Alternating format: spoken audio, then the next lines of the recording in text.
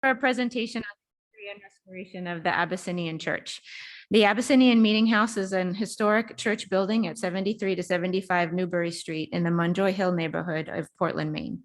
Built in 1828 to 1831 by free African Americans, it is Maine's oldest African American church building and the third oldest in the nation. Talking about and planning this presentation for what feels like a long time now. In the summer of 2020, people across America, around the world, and right here in Gorham participated in protests in various forms against racial injustices. In the weeks and months that followed, one direction that some of the conversations took was to the question of memorials that commemorate events and heroes in American history. Around that time, the Portland Press Herald editorial board wrote of the Abyssinian Restoration Project, "It is not enough to tear down statues that don't align with our values. We need to put up monuments that do." I hope that the members and friends of First Parish who are here today will be part of exactly that, commemorating and honoring parts of Maine history that indeed align with our values. I am thrilled to introduce Amy Smith, a history teacher at Gorham High School and St. Joseph's College, who will discuss the history of the church, and Pam Cummings, president of the Abyssinian Restoration Project, who will discuss the importance of this state landmark and the progress being made to restore this crown jewel of Maine's Black history. Thank you so much for being here today.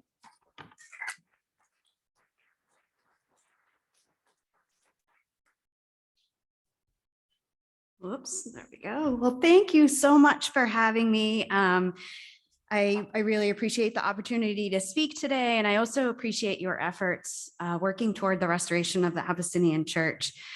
So this research on the Abyssinian was part of my dissertation, so part of my doctoral research.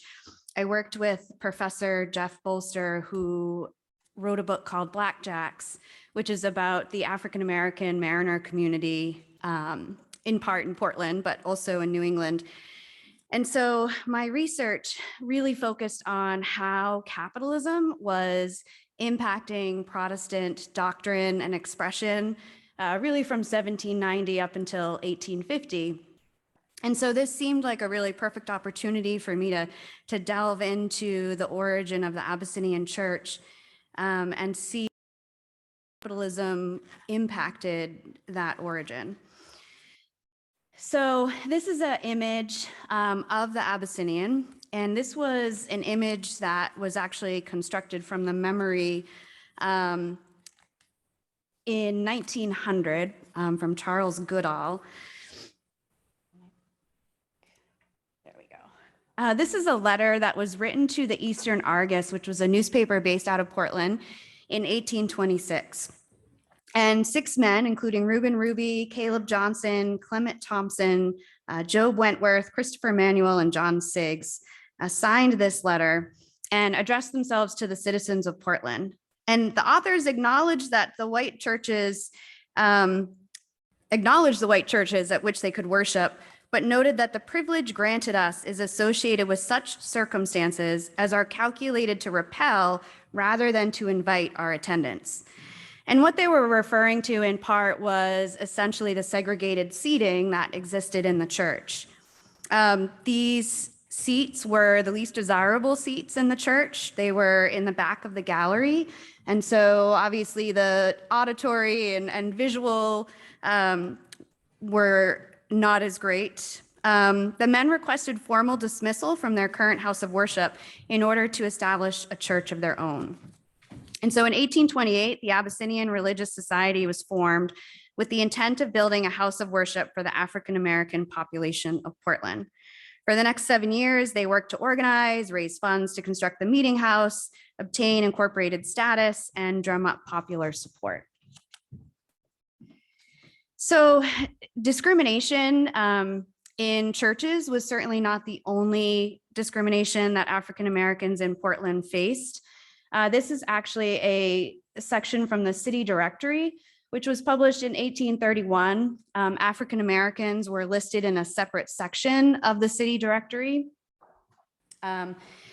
African Americans were buried in a separate section of the Eastern Cemetery in Portland, which sort of ironically was intended to be the back portion of the cemetery, but is actually now the front forward-facing portion. African Americans were also prohibited from intermarrying with whites. And so all of this discrimination was certainly not just in the religious arena, but in social and political and economic arenas as well. And one of the things I want to do today is sort of provide the historical context in which the Abyssinian in which the Abyssinian church was formed.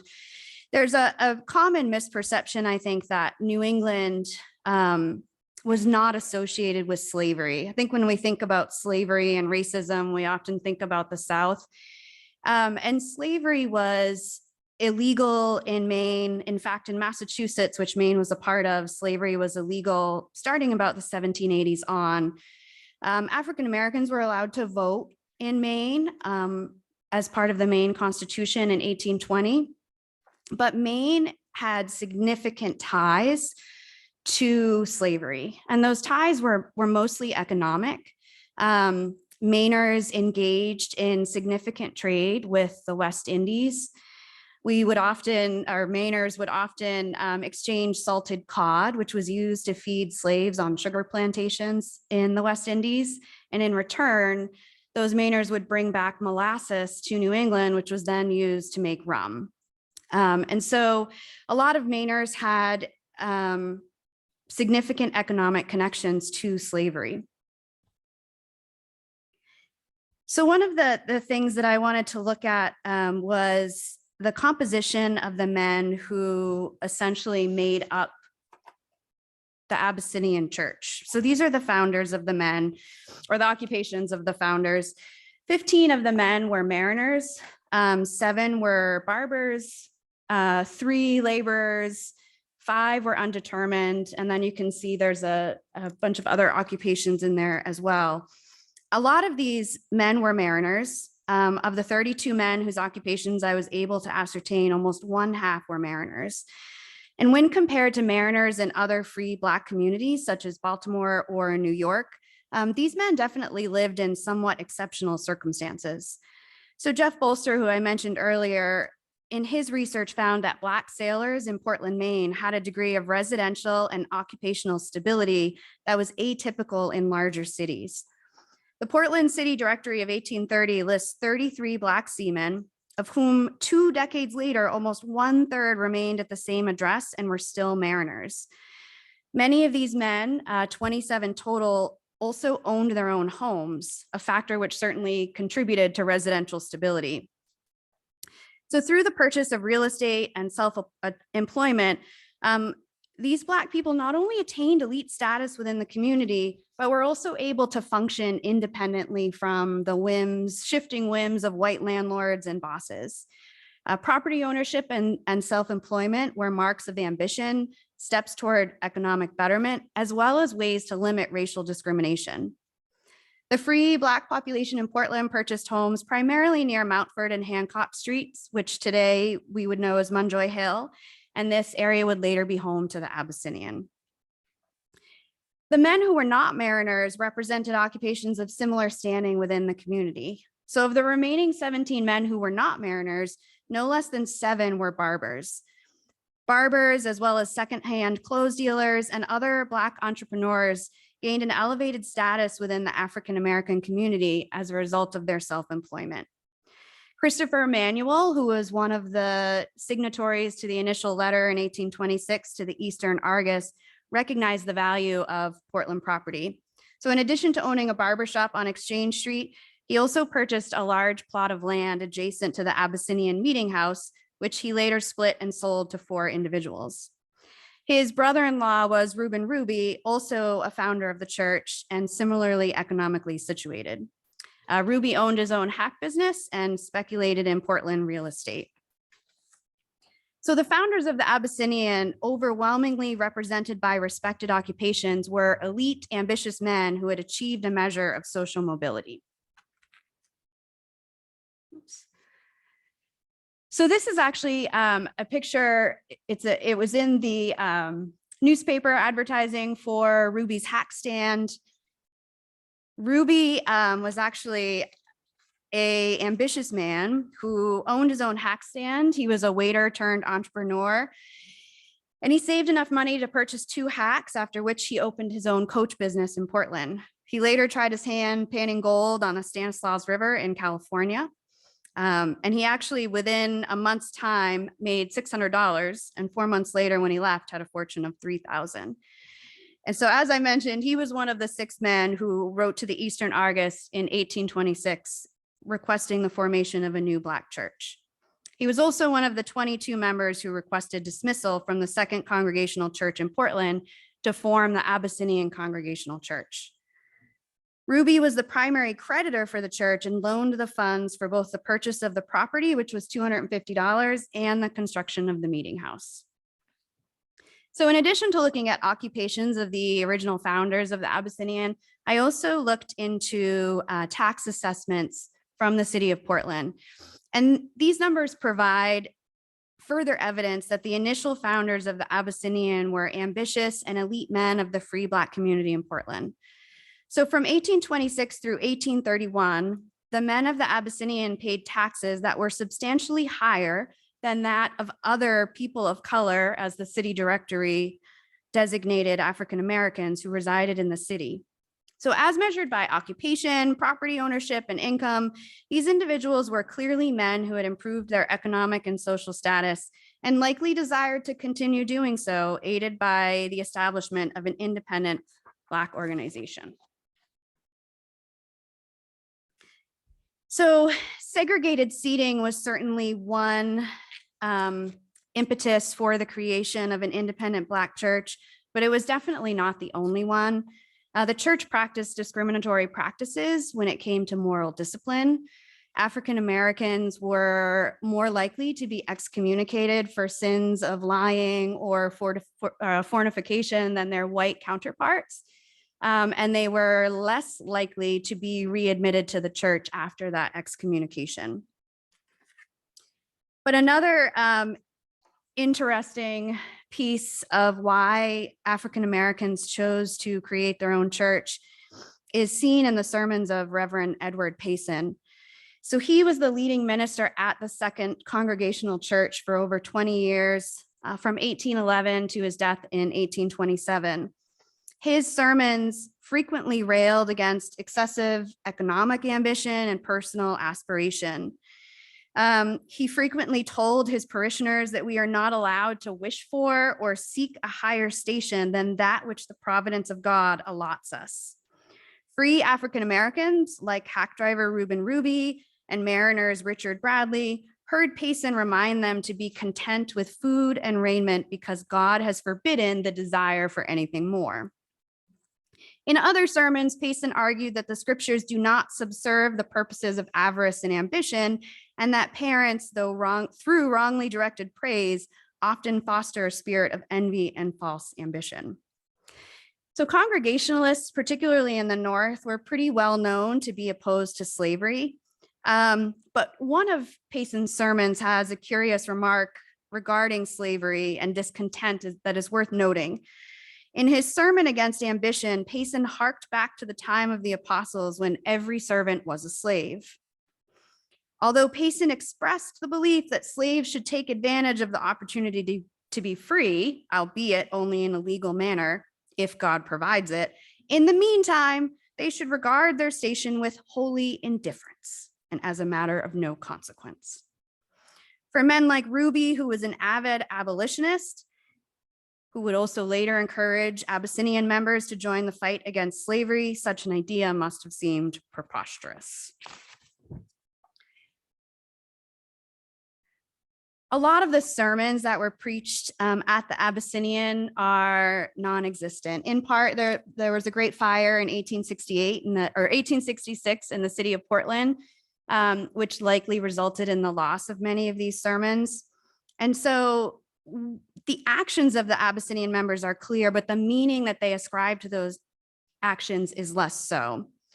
And so this is a picture of Reverend Amos Freeman, who was minister at the Abyssinian from 1841 to 1852.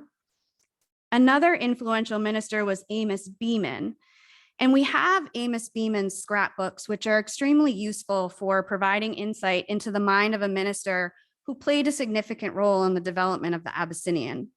We don't have a lot of evidence regarding Freeman's ministry, but by reviewing Beeman's scrapbook, we can receive a glimpse into Freeman's mind as well. So both men attended the Oneida Institute together. Beeman was also an admirer of Freeman's and had commended his work. During Freeman's ordination in 1841 at the Abyssinian, his close friend Beeman delivered the sermon. Beeman ministered to the Abyssinian congregation during several different periods of its existence. His first appointment began in November 1839 and lasted until 1840. And it's likely that Beeman was influential in Freeman's appointment as minister, as Freeman was ordained in 1841 and remained until 1852. And then Beeman returns again in 1853 for a period of time and for a more permanent stay from 1857 until 1860. The church attempted to improve the economic opportunities for its members at every turn, which they believed would contribute toward the elevation of African Americans as a whole, while creating financial stability for the church. Most Black churches functioned as an economic resource for their members in one way or another. Black churches, including the Abyssinian, saw education as one of the primary means of advancement in a capitalistic society, one which would also aid in eliminating prejudice. Writing for the Colored American in 1840, Beeman noted that an ignorant mind must, of necessity, occupy a comparatively degraded situation in human society. What is true of an individual is true of a whole class. Noting the power of knowledge, Beeman expressed his hopes that African Americans would listen and read and think in order to hasten the day of their elevation and advancement in all the fullness of permanent prosperity. Echoing such views, the Abyssinian, under the direction of Reverend Freeman, opened a school for Black children in the basement of the meeting house. In 1851, around 75 students were enrolled in the school with an average attendance of 55. The school continued successfully until 1856, when African American children began to attend the white schools of the city from which they had been barred before. While Freeman and Beeman often referred to education as the primary tool for economic advancement, they also recognized the usefulness of education in developing character and Christian virtues. Beeman expressed his hope that the students of the Abyssinian school would develop mental and moral powers in order to become the ornaments of society, an honor to their parents and pillars in the Church of God. Elevation then was not just economic, but incorporated another purpose: to make a higher and nobler Christian civilization, one that surely included the abolition of slavery. Along with education and property ownership, the Abyssinian, under the leadership of Reverends Beeman and Freeman, promoted temperance as a means to economic success and eventually the abolition of slavery. And remember that rum, obviously, due to the molasses that was being traded from the West Indies, had a significant connection to slavery. And so there is a connection between temperance and abolition. In writing for the Maine Temperance Journal, Beeman referred to intemperance as Leviathan and called for the entire annihilation of the rum traffic and of the use of intoxicating liquors. Beeman described the burning tears of mothers, which are falling over the wretched corses of sons, and reminded readers of children who need that money which is spent for rum to buy bread. In 1844, Beeman praised the Temperance Society in Portland and noted that its influence has done wonders as the increase of property, the improvement of morals, the advancement in intelligence and respectability abundantly show. Temperance was an economic necessity, as only with sobriety could money be saved, families fed, clothed, housed, and educated, and church responsibilities taken seriously.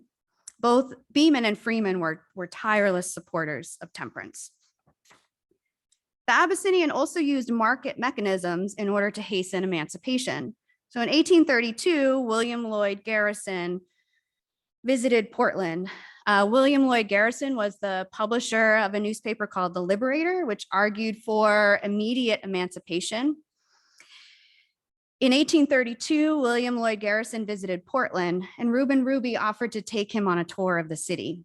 The friendship they established prompted Ruby to become actively involved in the nation's abolition movement. As a member of the American Moral Reform Society, Ruby encouraged African Americans to boycott all products produced with slave labor. The church also held anti-slavery lectures by individuals, including Reverend D. Green, a fugitive slave who recounted his experience of being flogged, stealing sweet potatoes, and of being betrayed by his sweetheart for $200.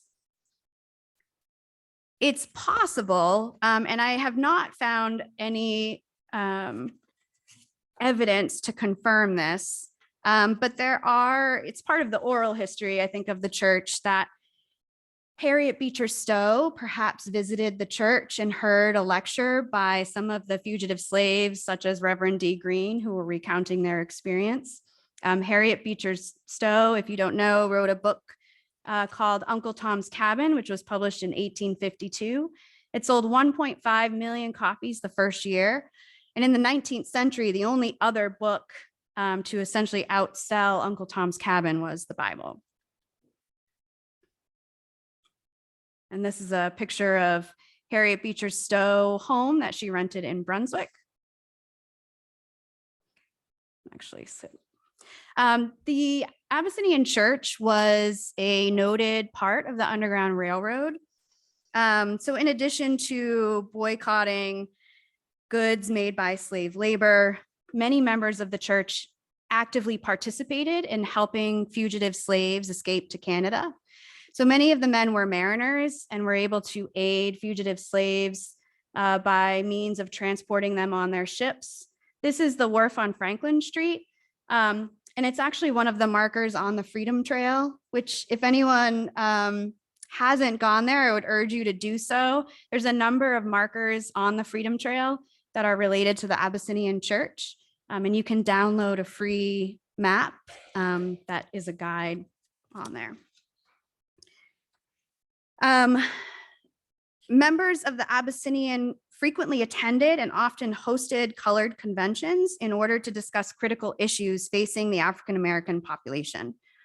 At the Convention of Colored People for Maine and New Hampshire, held at the Abyssinian in September 1842, at least 10 members of the Abyssinian were in attendance, many of them in leadership positions.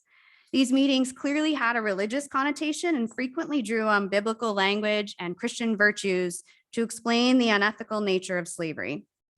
The convention in 1850 attacked prejudice on the grounds that it was unchristian and resolved to recognize the godlike principle of a universal brotherhood. Market forces and images of a Christian utopia marked by equality and freedom created the Abyssinian, and both would dictate its history. Ambition was not viewed as negative, was not discouraged, and was not used as a pejorative. Instead, it was promoted as a communal responsibility in order to encourage personal improvement and the demise of slavery. Free Black people, through improving their social and economic status, could prove that all members of the race deserved freedom. The end of slavery would benefit all. In addition to economic liberalism, the Abyssinian congregation employed biblical arguments to explain the immorality of slavery. And I just want to leave you with a last piece here. This is actually a poem that was found in Amos Beeman's scrapbook, and it's entitled "God Never Made a Slave." Columbia's sons, though slaves ye be, God your creator made you free. He life to all and being gave, but never, never made a slave. His works are wonderful to see, all proclaim the deity. He made the earth and formed the wave, but never, never made a slave. The verdant earth on which we tread was by his hand all carpeted. Enough for all he freely gave, but never, never made a slave. All men are equal in his sight, the bond, the free, the black, the white. He made them all, them freedom gave. God made the man, man made the slave. All right. And I think I was talking long enough, so I'm going to pass it over to Pam Cummings, who's going to talk more about the work that's currently being done to restore the Abyssinian Church. And thank you again for having me.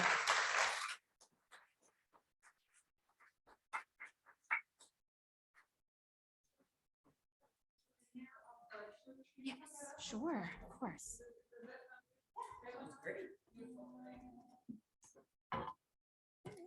There we go. Great job, Amy. So I never grow tired of hearing the different versions of the different stories that people have from the Abyssinian, because as Amy said, we have a lot of the history, but a lot of history remains from, we get it from people whose families were part of the Abyssinian, who the families' histories have been passed down to other members.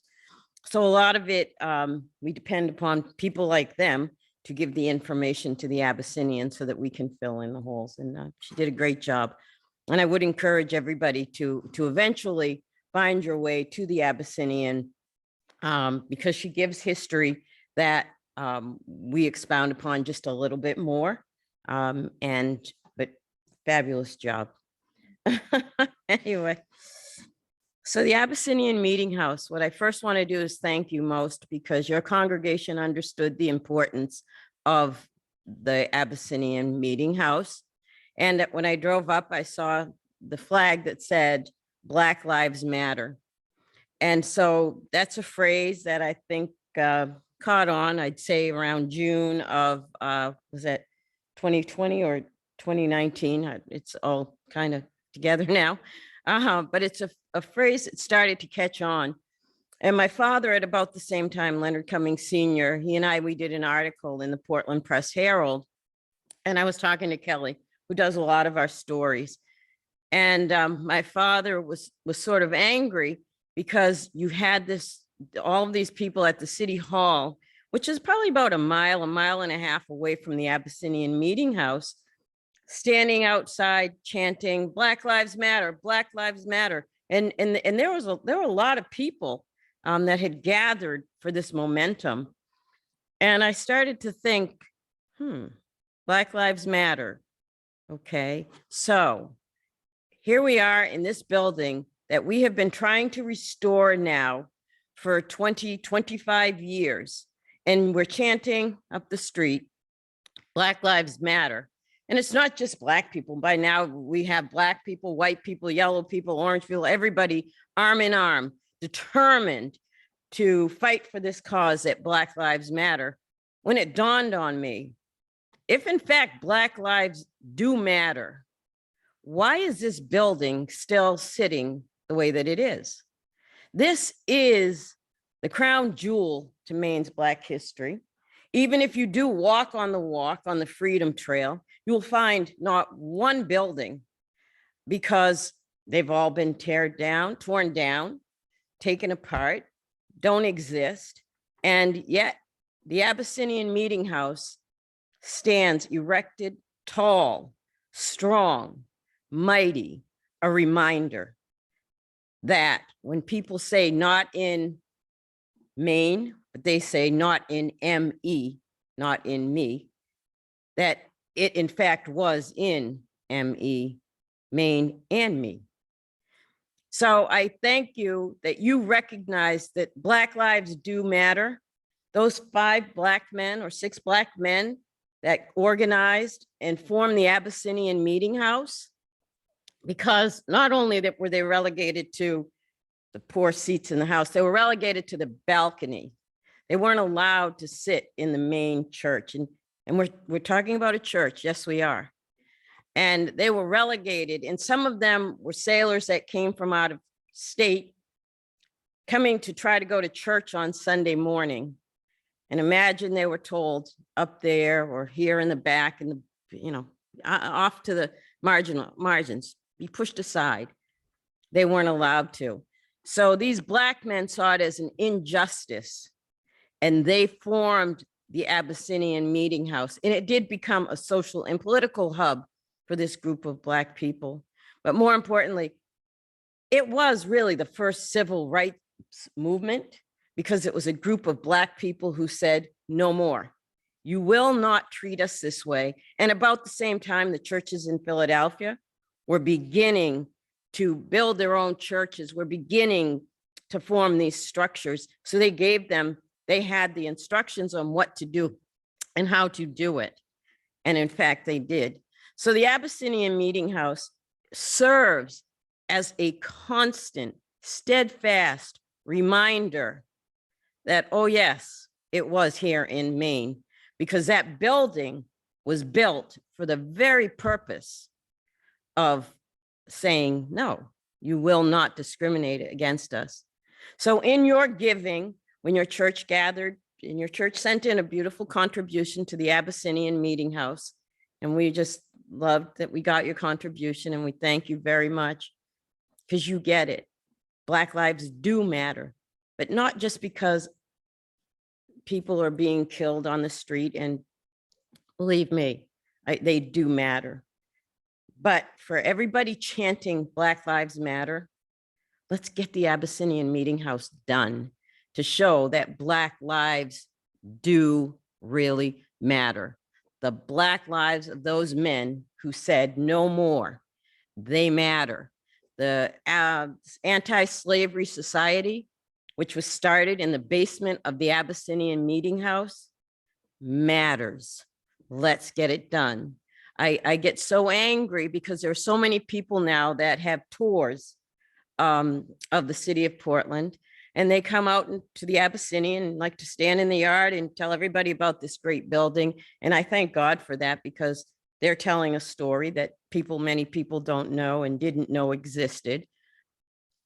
But it's for the people that are doing the heavy lifting, the people who are trying to get this building done, not for us, not for ourselves, not for our legacy, but so that we as a community, we as a state, we as a country, because we've been asked to make this a national monument by the folks in Washington, because it tells such a great story, to put into the collection of African-American stories, the hotel where Martin Luther King was killed, the civil rights. We've been asked, and we have just, we haven't.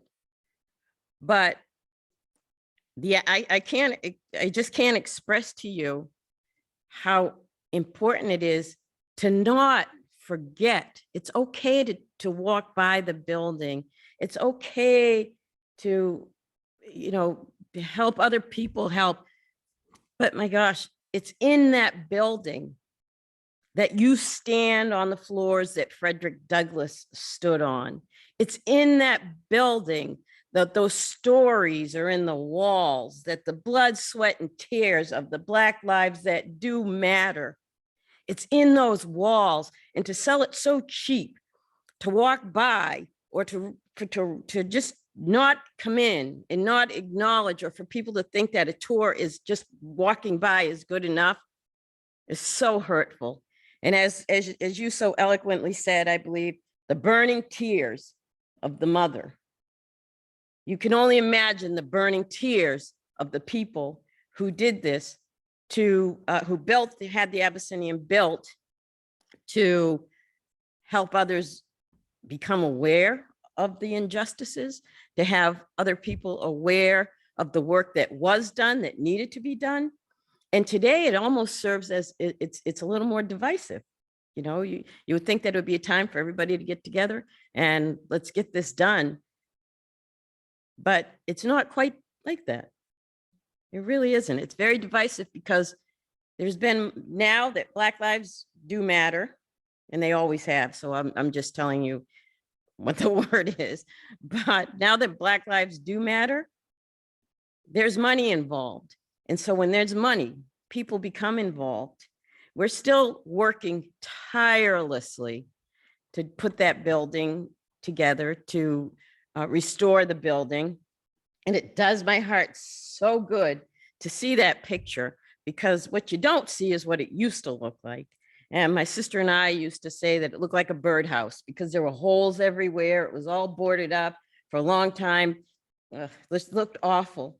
But I'm so proud to say that in this restoration right now, it looks an awful lot like that picture, which when we started, it didn't look anything like that. And I thought, how's it ever going to look that way?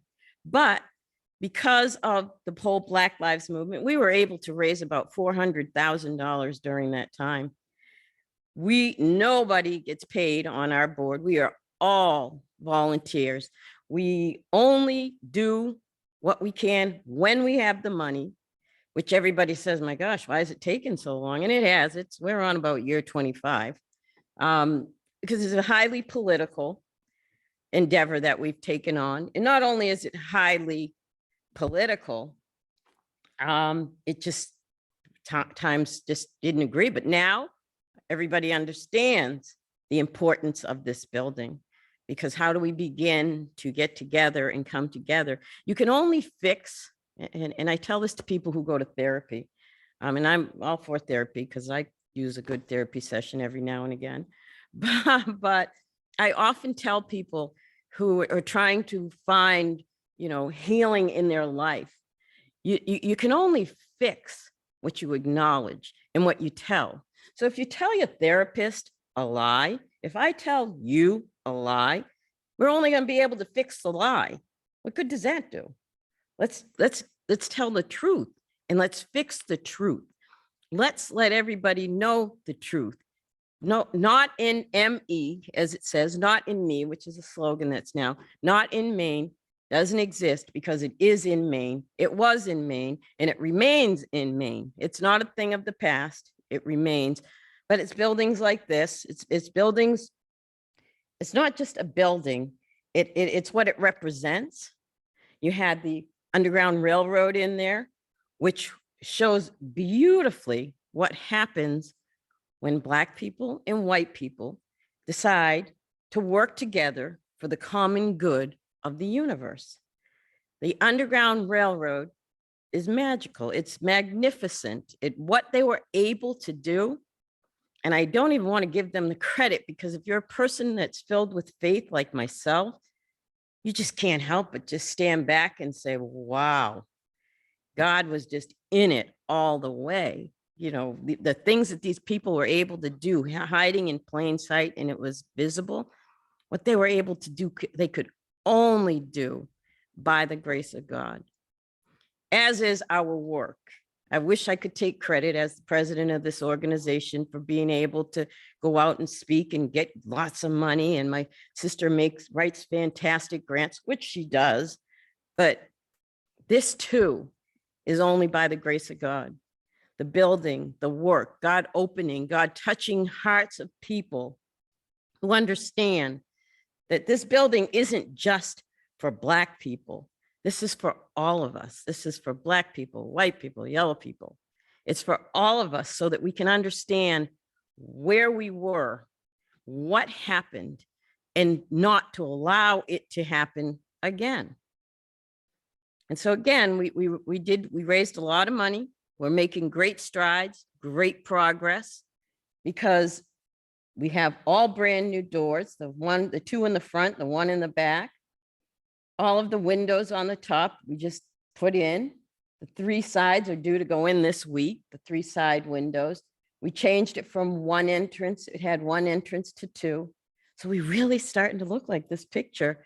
And we thought it was like a dream a little while ago. But because people like yourselves, I can't say it enough, this is what Black Lives Matters look like. So the flags are great. The words are great.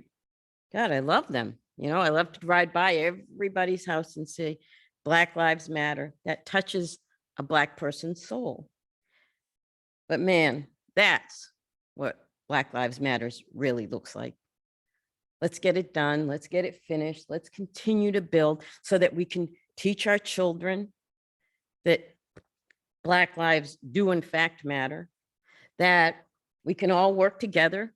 We can show everybody what happens when we don't work together, as opposed to when we do work together. We can tell the stories that come out of here about humanity. These are not Black stories. These are stories of people, of humanity, that each and every one of us should have a piece of. We don't do this for Black people, that they have a place to go. And though it is wonderful for the morale of children, Black children, to finally be able to come on school field trips because they've been to the Longfellow House, they've been to the Tate House, they've been to the Victorian Mansion.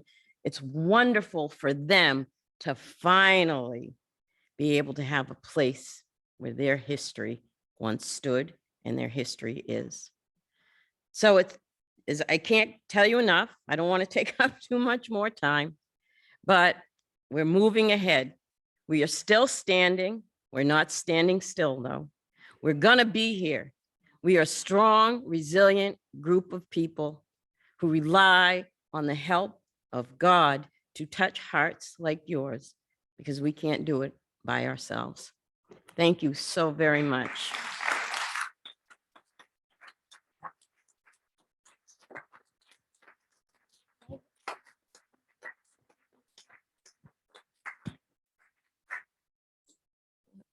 Amy and Pam, thank you both so much for sharing all of your knowledge with us. We have, oh, sorry, mask. Yep, sorry. Thank you. We have some time for questions if anyone in the audience has any. Allie, great.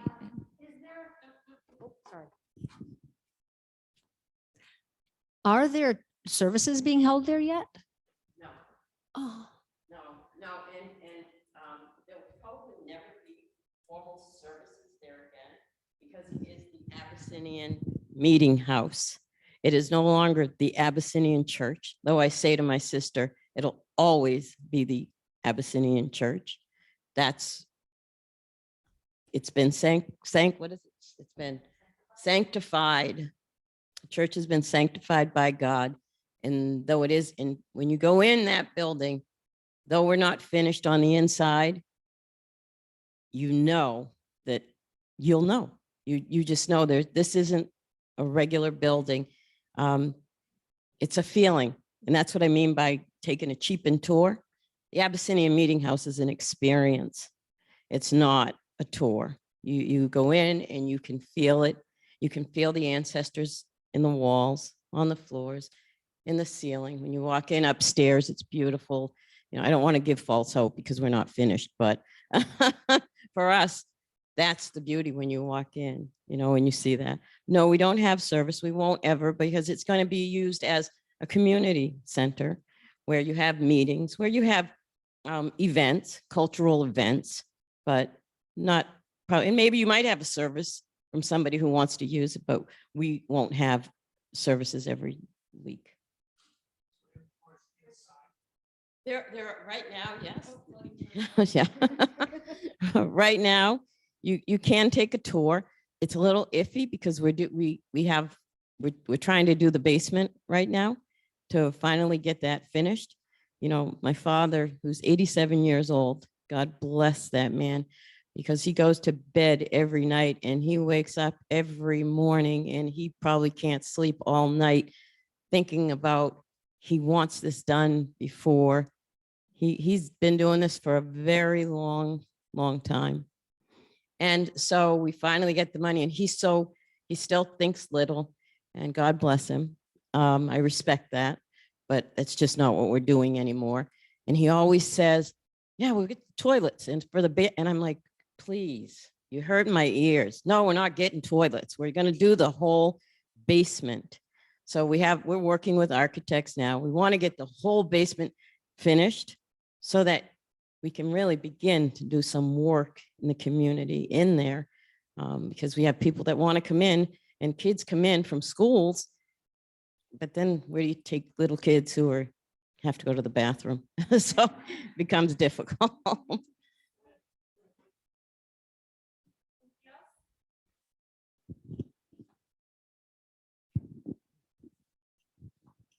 I'm sorry, but one of the problems that I have sometimes is understanding words. And I would like to know if either of you know what Abyssinian means or came from. To be the only English word that I can think of close to it is an abyss, like a hole that has no bottom or something like that. Any thoughts? Sorry, we've got people on Zoom. Black, Abyssinian, black. Yeah, means black. And it's Ethiopian, I believe. It's either Ethiopian or Liberian. And because of Amos Freeman, he did the work that he did here as the minister of the church. His goal was really to educate Black people to send them back there, not ever to stay here in the United States.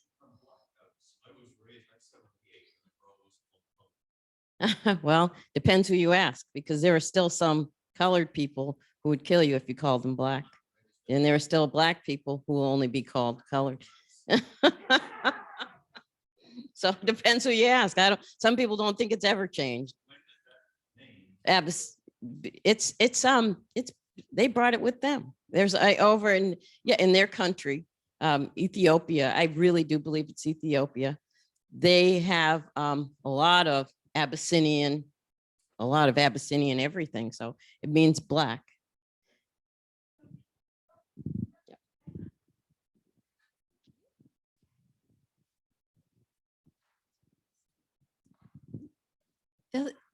Pam, this is a little bit off topic, but related. I think I'm curious about the Green Memorial AME Church that I believe is the Black church or a Black church, kind of, well, in the Munjoy Hill neighborhood. And I'm wondering what the connection is, if there is. So the reason I got here a little bit late is because Green Memorial is my church. And I go to Sunday school. We're still Zooming, but I loved Sunday school this morning, so I was all wrapped in that. And then the service. But Green Memorial and the Abyssinian don't really have a connection. The Abyssinian, when it was closed down because of lack of money, members from the Abyssinian then went and started their own church at what is known today as Green Memorial AME Zion Church. And so, but when you Wikipedia or we went into the historic structures report, they are very clear, and they are not the same church. Some people would like to say the Abyssinian is or the Green Memorial is an extension of the Abyssinian, and that just is not true. But when the Abyssinian had to close, they went and started their own. And I love Kenneth I. Lewis, who is my pastor and has been for years. Love his family. The work they do is incredible. And that's all. That's what I can tell you. Green Memorial does have a connection to the UCC though, because I was on a tour before COVID of the thing, and Kenneth Lewis was there, and we were talking, and they actually receive like this incredibly small stipend, but it's like $32 twice a year or something like that from the main conference. And it's something that one of the churches left Green Memorial or something like that, and that's received every year. So there is a connection to the UCC to Green Memorial, definitely.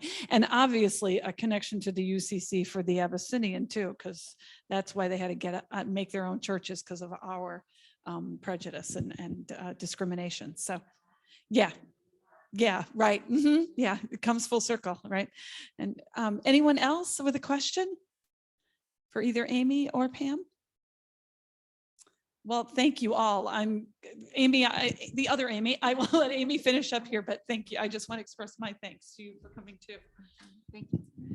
So yeah, just very briefly, thank you all again. Members of the audience, thank you for your patience, especially at the beginning when we were working out the kinks.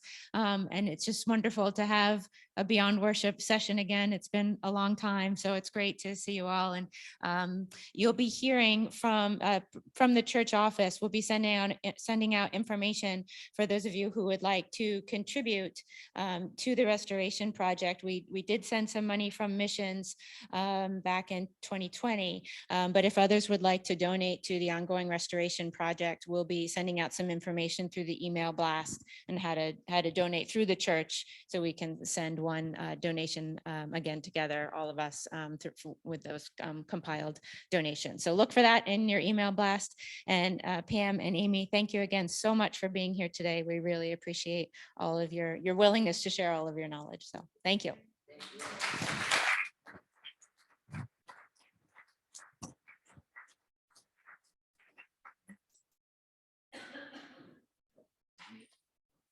dismissed. Yeah, sorry. Yeah, thank you so much, everybody. There we go.